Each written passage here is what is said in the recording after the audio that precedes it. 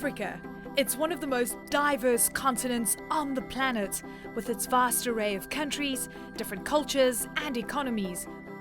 All are at various stages of economic development, and with the new continent-wide free trade zone, it's ripe for innovation and disruption. Welcome to Connecting Africa, the show that highlights the leaders and trailblazers connecting the continent through business. I'm Eleni Jakas. Financial inclusion, having access to services like bank accounts, credit, savings, loans, and insurance, is still a major barrier to economic growth and reducing poverty across Africa. 57% of sub-Sahara's adult population don't have a bank account, and there are just 4.5 bank branches per 100,000 people, and that's compared to 29.7 per 100,000 in the United States. But innovative technology is driving change, with 80% mobile and 36% internet penetration, and with the world's fastest growing population, financial technology, or fintech, is starting to make big inroads, and Nigeria has emerged as a major hub for the industry.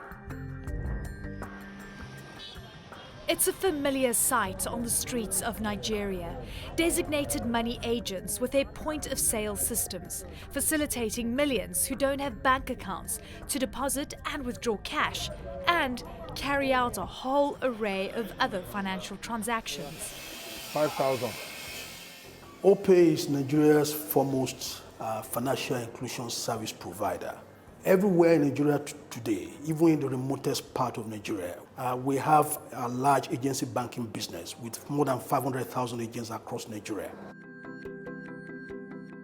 One of its other technologies, mobile money, allows the transfer of cash between mobile devices through a digital wallet. We're also the last mile in terms of access to financial services for more than 10 million Nigerians, many of which do not have any form of bank account through the OPay digital wallet. With a large rural population and poor infrastructure, traditional banks have been struggling to reach the unbanked. But Africa has the second fastest growing banking and payments market globally, and firms like OPay are starting to fill the void. We go to where banks cannot go to. We are much more nimble. We are more tech-oriented. Therefore, we can deploy in a more agile way and get to reach far many more areas. OPay is among Africa's 7 unicorns, firms valued at $1 billion or more.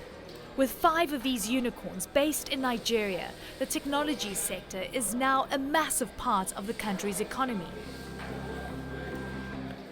We used to say that oil is perhaps the most impactful sector in terms of Nigeria's economy. But a big narrative about Nigeria today that we don't talk about, that we need to echo more, is that the tech sector today is bigger than oil, double the size of the oil sector. For example, in the GDP metrics of Q4 of 2021, tech sector, for example, was 15% contribution to GDP in Nigeria. Oil was just 7%. That's a powerful story. With its population of over 200 million, the potential for further growth is huge. Across Nigeria, 55% of the adult population remains unbanked, 81% have mobile phones, and just over half, 51%, have access to the internet. Imagine what will happen when we get financial inclusion in Nigeria to 80% through services like that players like OPay will provide. And we get working with the larger ecosystem, broadband penetration to like 80%.